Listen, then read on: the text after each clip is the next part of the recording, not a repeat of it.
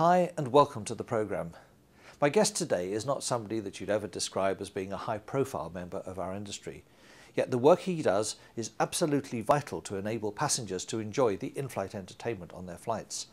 Inflight Peripherals manufacture all those little headphone jacks that we plug our headphones into when we want to listen to the music or listen to the soundtrack of the movie. To find out about what Inflight Peripherals is up to, please welcome the Managing Director, Geoff Underwood.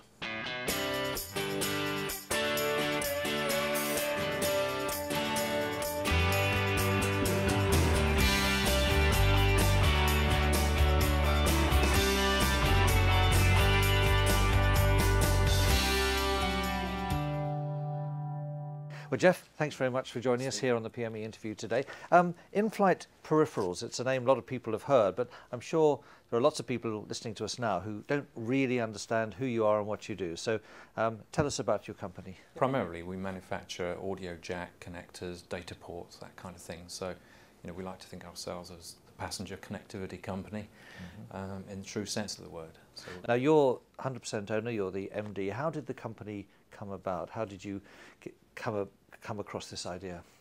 Well, I used to work for Marconi, and they were an IFE supplier back in the 90s, and they pulled out of the industry, and so I was left basically without a job, and decided that I would carry on doing this kind of engineering design and development work as a freelancer.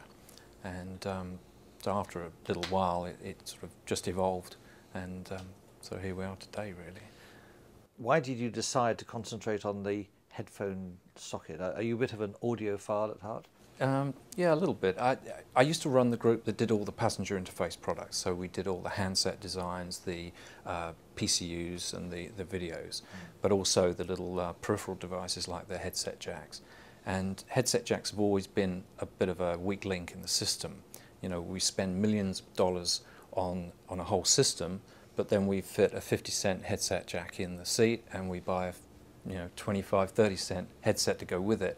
And so, I've always felt that's a bit of an odd situation, that you would have this beautiful system giving NICAM stereo down to the socket, and then, a very poor quality connector. So I kind of set about, looking at how we can improve that, and that's where we got to with some of our products. So how did it all start? How did you make your first connector? Was it, did you set up a big company and employ lots of people? No, I mean, it's a very organic growth in our company. I started off by, we actually designed a new connector, going back to basic principles, looking at why the thing failed, what causes headphones to break, and went back to the first principles and came up with a better socket, better materials. We put a radius on the front of the connector, things like that, so that if somebody stood up like they do with headphone around their neck, it pulls on the connector, it just pops out. So it was almost like a breakaway solution. I managed to get a contract to supply 1,000 of these for a retrofit application, and so we did the traditional thing, built these in our garage. I got my mum and dad and my son all lined up in the garage to help us. But literally, yeah, literally. And we built those, and they were successful. They got delivered okay. Who was your first customer? Our first customer was actually it was a company called MBM Technology who were supplying into Virgin. And so it was, I think, for 4 aircraft.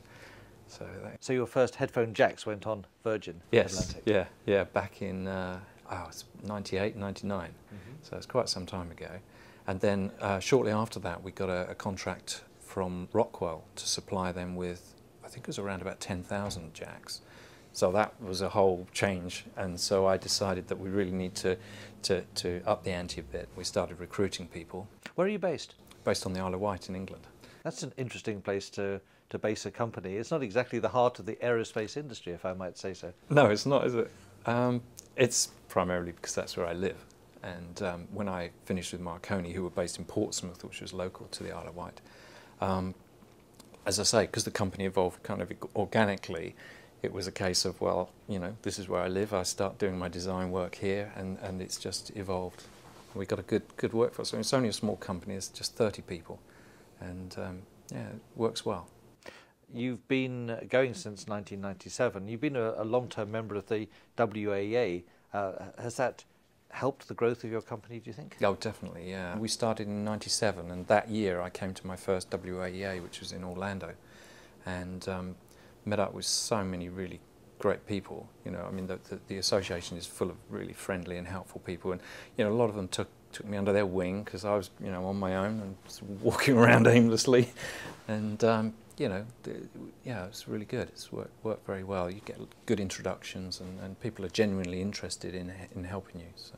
The association is evolving. We're adopting a new name, the Airline Passenger Experience Association. From your perspective, is that change good, or would you rather see us stay the WAEA? No, I think the change is good, particularly where, you know, where I come from with the hardware side. You know, the hardware is so dependent on other aspects in the cabin, and especially the seat, of course, where the installation takes place. And so if we can expand our sort of remit to include the seat companies especially, then, you know, working closer with those guys, and we're seeing it now with, you know, Panasonic, Thales and all the others working very, very closely with the seat companies. That's just going to improve the reliability and the overall integration of the product. What makes a good headphone jack, and what can you do in the future to improve it still further? That's a good question. I mean, we have two products. We have our long life jack, which is designed literally as a fit and forget, and we never had, I don't think we've ever had one of those returned, and we've shipped, you know, hundreds of thousands of those. Selling that concept is quite difficult sometimes. I think again it's a you know, a life cycle thing, and because the history of audio jacks particularly has been somewhat tarred because of the reliability, it's very difficult to convince an airline that, you know, you fit this jack and it's never going to break, because historically they've just been so bad. So we've got that product. We've also got our rapid fit jack, and that comes at the angle of you know, you fit it in the seat, and the cost associated with any changes is really mostly the labour involved with stripping the seat down to get at it. The rapid fit jack has it's a little like a fuse changer, so you can just undo a screw, pull it out, throw that part away and put it back, and it's all done in about a minute. So it's coming at it from a sort of maintainability aspect. So those are the kind of two approaches that we've had. What about the future? Do you have any new product ideas in mind for 2012, 2013? Well, I mean, we're always being encouraged to come up with new ideas, and I think you know, one of the things that we're noted for is new ideas. I think that the way forward is this, you know, wireless connectivity. I think, you know, it's always been a sort of mantra for trying to bring the sort of home and office onto the plane, and I think that area is going to grow. What have been the high spots and the low spots of your time in this industry? There haven't really been many low spots, I have to say. I think you know, we all got affected in 2001, and I'm sure everybody was quite unsure about what the future held there. The high spots in 2008, we were awarded the Queen's Award for Industry, which is something we're really proud of, and that's an honour bestowed upon only around about 100 or so companies each year. And so, you know, as a small company, we're really proud to receive that. So after almost 15 years or so in the industry, do you still enjoy it? Do you still look forward to coming to events like the annual convention and meeting clients and meeting customers? Absolutely, yeah. I get a real buzz out of it. I wouldn't do it if I didn't enjoy it. I've been now in IFE since 1990, so sort of 20 years or so.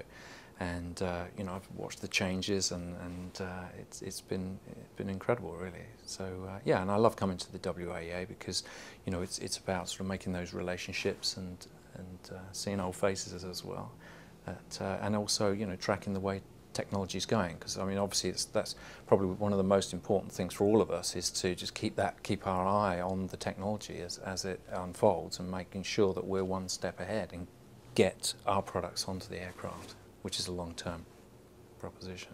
Geoff, it's been a pleasure talking to you. Absolutely, thank you very much.